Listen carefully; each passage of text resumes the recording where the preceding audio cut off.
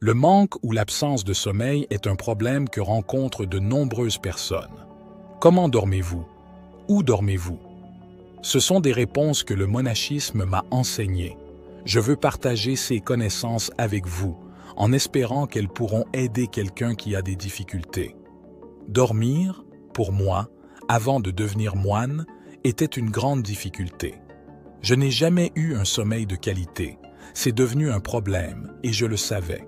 J'en suis arrivé au point de devoir prendre des somnifères pendant 5 ans pour pouvoir fermer les yeux.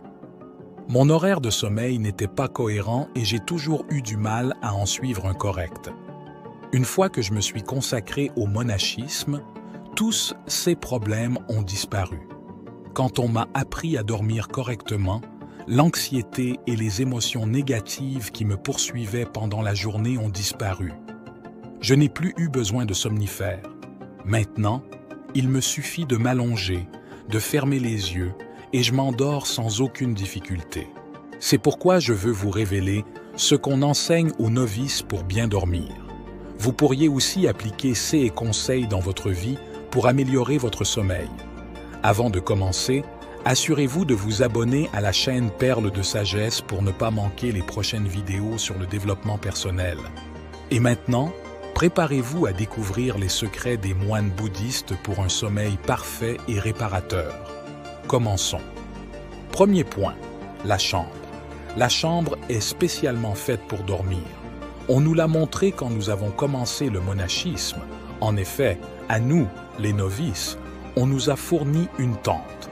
Dans cette tente, comme lit, il y avait un tapis de yoga bleu très fin, pas du tout confortable.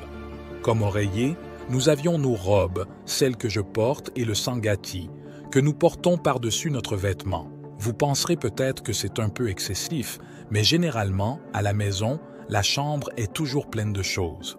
Les gens utilisent leur chambre comme s'il s'agissait de leur salon. Certains y mangent même. Beaucoup travaillent et regardent la télévision dans la chambre, la transformant en bureau et en salon. Cet usage multiple interfère avec notre sommeil.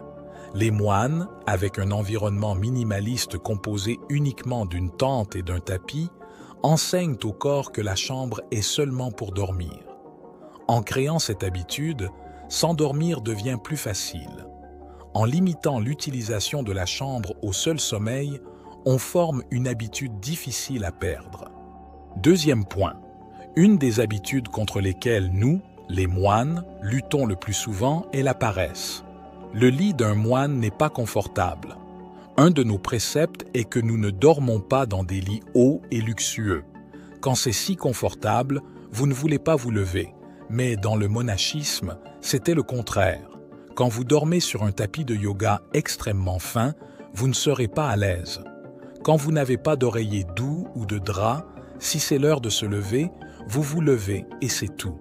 Vous ne restez pas là, allongé, à perdre le reste de la journée. Vraiment, quand vous dormez sur quelque chose de si simple, vous pouvez résister à la paresse. Donc, pour nous, comme je l'ai déjà dit, avoir un lit fin, bas, étalé par terre, rend plus facile le réveil, se lever, prendre vos affaires et commencer votre journée. Je sais qu'il y a des personnes avec des problèmes de dos. Consultez votre médecin d'abord. Bien sûr, je ne le dis pas pour tout le monde. Mais si vous pouvez dormir par terre sur quelque chose de fin, sans nuire à votre dos, je vous assure que cela vous rendra beaucoup plus productif. Cela vous permettra de vous lever immédiatement sans procrastiner ni paresser. Troisième point. Une autre chose que nous faisons pendant le monachisme, très utile, est que nous avons un horaire de sommeil cohérent. Au temple, nous éteignons les lumières à 22 heures. Pendant la journée, nous travaillons uniquement. Quand nous travaillons, nous ne pouvons pas retourner dans nos chambres pour dormir ou nous allonger. Nous accomplissons nos tâches et travaux, puis nous prenons une douche et, après avoir dit nos mantras, nous entrons dans la tente. C'est l'heure de dormir, à 22 heures, les lumières s'éteignent et c'est la fin de la journée. Au début, c'était très difficile car notre système sensoriel était encore en alerte. Mais après des mois à pratiquer cette habitude, notre corps et notre esprit se sont habitués. Quatrième point, c'est le plus important. Lorsque j'étais encore au début de mon monachisme, un des facteurs qui me rendait le sommeil difficile était que, avant de m'endormir, je me bombardais de pensées malsaines. Je ne sais pas comment j'ai pris cette habitude. Le fait est que je pensais aux problèmes que j'avais eus pendant la journée, au travail qui m'attendait le lendemain. Je pensais aux conflits et désaccords que j'avais eus. Je profitais du moment pour m'allonger et passer 1 heure ou 2 à réfléchir, à me demander que puis-je faire de différent? Comment puis-je changer? Ce n'est pas la bonne façon de réfléchir, et le moment était mal choisi. Saviez-vous que la dernière chose à laquelle vous pensez lorsque vous vous endormez est automatiquement la première chose à laquelle vous pensez le lendemain?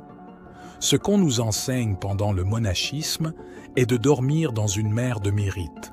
Cela signifie que vous ne devez pas penser à vos problèmes, mais contempler les bonnes actions que vous avez faites ce jour-là. Quelque chose que vous avez fait et dont vous êtes fier. Si vous ne pouvez penser à rien de bon ou dont vous êtes fier, pensez à quelque chose que vous avez fait la semaine dernière. Avez-vous aidé vos parents? Avez-vous aidé un collègue? Qu'avez-vous fait de beau cette semaine? Et si vous ne pouvez pas vous rappeler, qu'avez-vous fait de bon le mois dernier? Ou, alternativement, l'année dernière? Dans cette vie, prenez cette énergie qui est bonne et pure. Mettez-la au centre de votre attention. Cette énergie doit être claire et brillante. Laissez cette énergie envahir votre corps, comme si elle faisait office de drap. La dernière chose que je fais le soir, c'est de penser à toutes les bonnes actions que j'ai faites et je dors en laissant ces sensations positives me couvrir. Quand je me réveille, je suis plein d'énergie. Et pour certains d'entre vous qui disent « Eh bien, je ne suis pas sûr des bonnes actions que j'ai faites », eh bien, cela pourrait être un signal pour faire plus de bonnes actions. Faites quelque chose dont vous êtes fier, non seulement pour aider les autres, mais aussi vous-même. Donc, faites plus de bonnes actions. Souvenez-vous-en, laissez-les vous couvrir et endormez-vous dans cette mer de mérite. Je peux vous garantir que cela améliorera votre humeur, votre façon de voir le monde et, encore mieux, vous passerez une bonne nuit de sommeil et vous vous sentirez complètement reposé. Merci d'avoir regardé cette vidéo. Nous espérons de tout cœur qu'elle vous a été utile. Si vous l'avez aimée, laissez-nous un précieux « j'aime » et abonnez-vous à la chaîne Perles de Sagesse pour plus de contenu comme celui-ci. De plus, partagez-la avec toute personne qui pourrait en bénéficier. Nous vous verrons bientôt dans la prochaine vidéo.